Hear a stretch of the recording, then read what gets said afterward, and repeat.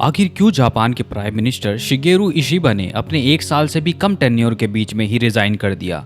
और आखिर क्यों जापान यूएस ट्रेड डील और इंटरनल पार्टी पॉलिटिक्स कैसे बनी शिगेरू इशिबा के रेजिग्नेशन की वजह? सब कुछ डिटेल में चर्चा करेंगे। मेरा नाम है कुंवर और स्वागत है आपका आपके अपने YouTube channel the bulletin world पर। मैं आपको अगर जापान के पॉलिटिकल सिस्टम के बारे में बताऊं तो ऑलमोस्ट इंडिया की तरह ही है और वहाँ भी 2 हाउसेस हैं, जैसे भारत में राज्यसभा और लोकसभा। और वहाँ जो लोअर हाउस है उसको वो शूगिन कहते हैं और अपर हाउस को शैंगिन कहलाता है। जैसे इंडिया में है लोअर हाउस ज़्यादा पावरफुल होता है, जापान में भी सेम उसी तरह से लोअर हाउस यानी शूगिन ज़्यादा पावरफुल है। देखिए 1955 में 2 कंजर्वेटिव पार्टियां, लिबरल पार्टी और जापान डेमोक्रेटिक पार्टी, इन दोनों को मर्ज करके एक नई पार्टी बनाई गई जिसको नाम दिया गया लिबरल डेमोक्रेटिक पार्टी। और 1955 से यानी जब से ये पार्टी बनी है से लेकर अब तक यानी 2025 तक जापान में ऑलमोस्ट 70 ईयर्स से यही एलडीपी यानी लिबरल डेमोक्रेटिक पार्टी ही पावर में रही है और इसी पार्टी से शिगेरू इशिबा भी आते हैं।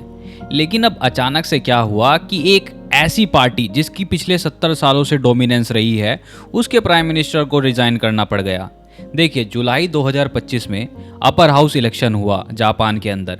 एलडीपी और उसकी जो अलाई पार्टी थी कोमितो, उन्होंने अपनी मेजोरिटी खो दी क्योंकि जापान में चीज़ें ज़्यादा महंगी हो रही थी, जैसे ग्रोसरीज, पेट्रोल और डेली लाइफ के स्टफ्स।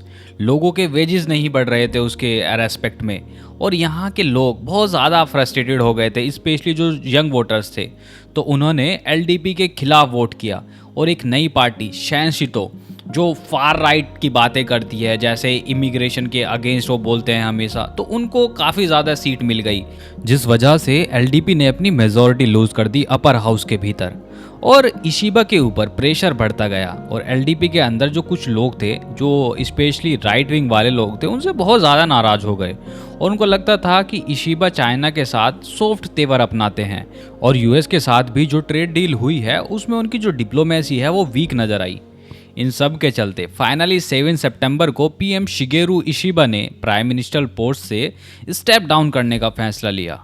और ऑनेस्टली मैं पीएम शिगेरू इशिबा को थोड़ा अनलक्की भी कहूँगा, बिकॉज वो एक ऐसे टाइम पर पावर में आए जब डोनाल्ड ट्रंप पूरी दुनिया के देशों को टारगेट कर रहा था और उसने जापान के ऊपर भी 25.5% के रेसिप्रोकल टैरिफ्स इंपोज कर दिए थे, जो कि जापान की ऑटोमोबाइल इंडस्ट्री को बर्बाद कर सकता था। लेकिन देखिए शिगेरू इशिबा ने ट्रंप एडमिनिस्ट्रेशन के साथ नेगोशिएशन करके इन टैरिफ्स को 15% तक करा लिया। इस समझौते के तहत देखिए जापान ने अमेरिका से कम टैरिफ के बदले $550 अरब का निवेश करने का वादा किया। हालांकि देखिए इस डील ने जापान की इकोनॉमी पर ही उल्टा असर डाला, जिससे देश की जो ऑटोमोबाइल इंडस्ट्री थी वो भी प्रभावित होने लगी और जो उनका आर्थिक विकास था वो धीमा पड़ता नजर आया। और जो जापान के इकोनॉमिस्ट हैं उनका मानना है कि इशिबा के इस कदम ने जनता का भरोसा कम किया और जो एलडीपी है उनको इसका खामियाजा पॉलिटिकली भी भुगतना पड़ा। और ट्रेड डील के चक्कर में शिगेरू इशिबा इतने ज्यादा बिजी हो गए थे कि वो अपने डोमेस्टिक इश्यूज और पॉलिटिक्स की तरफ ध्यान ही नहीं दे पाए। इसी वजह से उन्होंने अपर हाउस में मेजोरिटी भी लूज कर दी। लेकिन अब बड़ा सवाल ये है कि आगे क्या होगा और कौन हो सकता है जापान का नया प्राइम मिनिस्टर। देखिए इशिबा ने जब रिजाइन किया तो उन्होंने बोला था कि मैं तब तक प्रधानमंत्री रहूंगा जब तक नया लीडर चुनकर नहीं आ जाता। और अब 2 बड़े नाम जो हैं वो सामने आ रहे हैं और पहला नाम है शिनजिरो कोइजुमी। ये अभी 44 साल के हैं और इनके डैड जुनशिरो कोइजुमी एक पॉपुलर फॉर्मर प्राइम मिनिस्टर थे। शिनजिरो अभी जापान की जो गवर्नमेंट है उसमें एग्रीकल्चर मिनिस्टर हैं और यंग वोटर्स के बीच काफ़ी ज़्यादा पॉपुलर है बिकॉज वो मॉडर्न आइडियाज़ लाते हैं, जैसे क्लाइमेट चेंज के अगेंस्ट काम करना, या लोगों को लगता है कि वो एलडीपी को एक फ्रेश लुक दे सकते हैं। और दूसरा बड़ा नाम है सानिया टाकिची। ये एक अल्ट्रा कंजर्वेटिव लीडर हैं जो लास्ट ईयर इशिबा के खिलाफ इलेक्शन लड़ी थी, लेकिन वो अनफॉर्चुनेटली हार गई थी। वो बैंक ऑफ जापान के इंटरेस्ट रेट हाइक के अगेंस्ट बोलती हैं और जापान के कॉन्स्टिट्यूशन को चेंज करके एक स्ट्रॉन्ग आर्मी बनाने की बात करती हैं। लेकिन उनके जो व्यूज़ हैं, जैसे सेम सेक्स मैरिज के अगेंस्ट होना, वो कंट्रोवर्शियल बनाता है।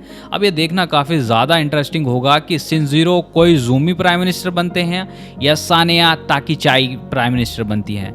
और प्रॉब्लम यह है कि एलडीपी के पास अब मेजोरिटी नहीं है पार्लियामेंट में, तो नए लीडर्स को अपोजिशन पार्टीज के साथ काम करना पड़ेगा। जाएगा, जो कि थोड़ा डिफ़िकल्ट हो सकता है।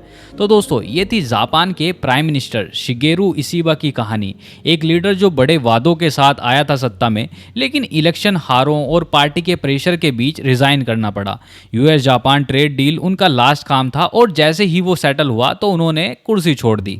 ये दिखाता है कि इंटरनल रिलेशंस और डोमेस्टिक पॉलिटिक्स दोनों एक दूसरे से जुड़े हुए हैं।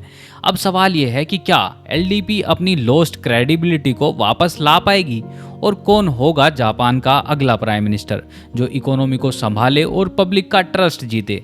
Thank you for watching this video, but before you leave attend this MCQ and comment the right answer below.